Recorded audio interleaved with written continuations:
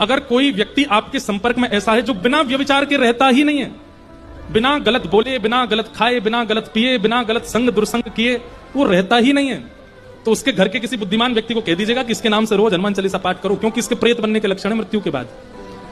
प्रेत क्यों बन जाता है व्यक्ति? ये बात सुन लीजिए, फिर हम कथा को विश्राम देंगे। प्रेत बनने का कारण क्या है, सुनिएगा बहुत ध्यान से। हमारे भीतर जो जीवात्मा है वो 84 लाख योनियों में भटकती है। कभी कर्म के अनुसार छिपकली बनती है, कॉकरोच बनती है, चेंटी बनती है, कभी शेर बनती है, चीता बनती है, जिराफ बनती है, गधा बनती है, सूकर बनती है, कुकर बनती है, क्या क्या बनती है।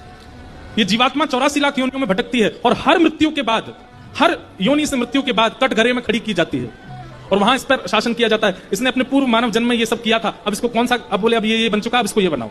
तब वो जीवात्मा हाथ जोड़ती है, एक बार मानव बना दीजिए, मैं आपको वचन देके जा रही हूं, मैं कुछ गलत नहीं करूंगी।